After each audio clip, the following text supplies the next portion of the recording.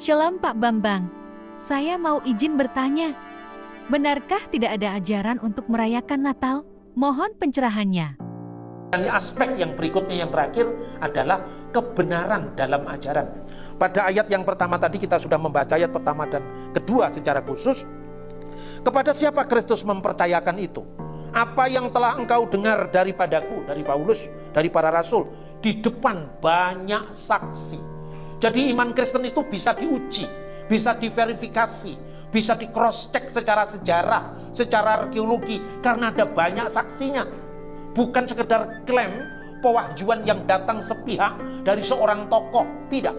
Banyak saksi.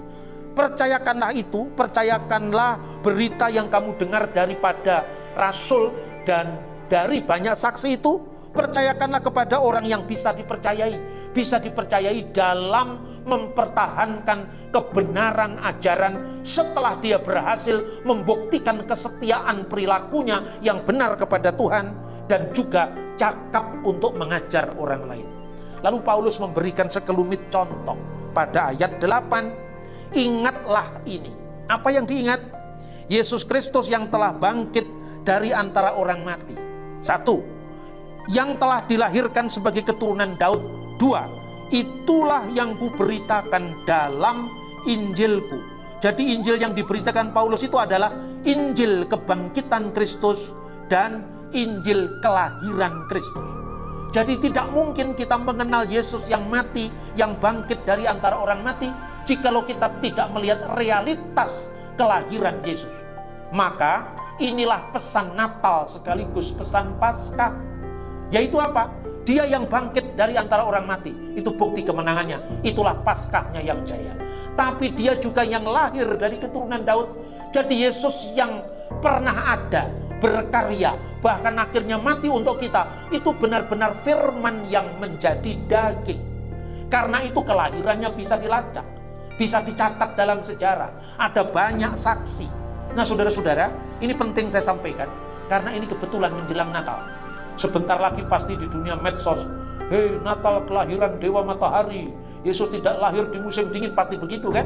Ada banyak orang yang bingung, tidak ada perintah merayakan Natal dalam Alkitab. Lah ini kan perintah untuk mengenang, perintah untuk memperingati. Ingatlah, apa yang harus diingat?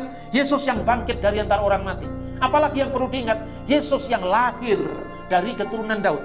Saudara-saudara, dalam bahasa asli Alkitab, perintah untuk mengingat ini sama dengan perintah untuk mengingat kematian Yesus yang dirayakan lewat perjamuan kudus. Lukas pasal 22 ayat 19. Lalu ia mengambil roti, mengucap syukur, memecah-mecahkannya dan memberikannya kepada mereka, katanya, inilah tubuhku yang diserahkan bagi kamu, perbuatlah ini sebagai peringatan akan aku. Peringatan itu anamnesis, sebagai peringatan, dan itu mengingatkan pada bahasa Ibrani zikaron. Zikaron itu artinya apa? Zikir. Zikir itu kan mengingat Tuhan. Bahasa Arab zikir itu bahasa Ibraninya zakar, zikaron. Zikaron itu artinya mengingat. Jadi kematian Yesus yang dirayakan lewat perjamuan kudus atau ekaristi itu adalah bentuk zikaron, peringatan akan Paskahnya.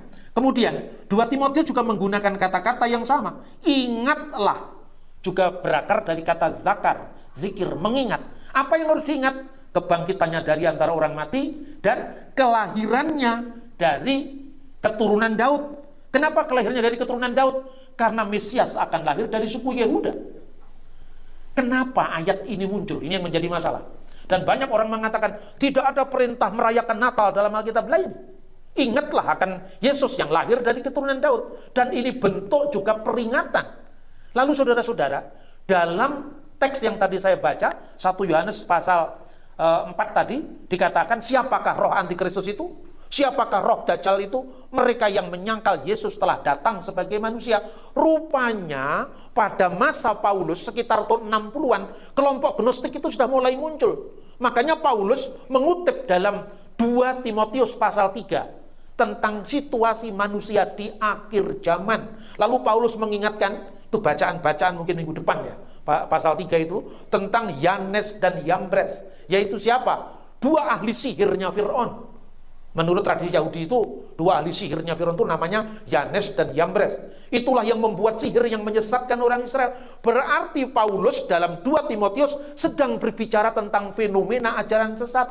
Ajaran sesat dalam sejarah gereja cuma ada 2 asalnya. Dari filsafat Yunani yang menyangkal Kristus, dan dari orang Yahudi yang menekankan penyangkalan tentang Kristus sebagai Mesias, anak Allah dan juru selamat.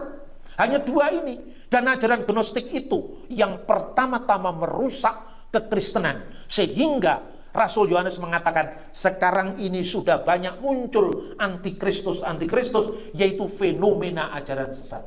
Itulah sebabnya berdasarkan amanat untuk mengingat yang lahir dari keturunan Daud tidak lama setelah zaman gereja mula-mula, tahun 126, dalam dokumen yang dinamakan Liber Pontificalis, Natal mulai dirayakan tahun 126. Jauh sebelum kelahiran Dewa Matahari, dirayakan tahun 354. Jauh sebelum titik balik musim dingin dirayakan oleh Kaisar Aurelian tahun 274. Ini tahun 126. Dan dalam Liber Pontificalis itu dikatakan, saya kalau bicarakan selalu banyak saksi, karena Rasul Paulus kan mengatakan, sudah banyak saksi untuk orang cakap mengajar. Apa itu? Yang ditetapkan tahun 126. Setiap malam Natal, hendaklah engkau membaca Lukas pasal 2 ayat 14 dan nyanyikanlah itu. Bunyinya apa? Kemuliaan bagi Allah di tempat yang maha tinggi dan damai di bumi bagi manusia yang berkenan kepadanya. Dari tahun 126 sampai sekarang masih kita nyanyikan Gloria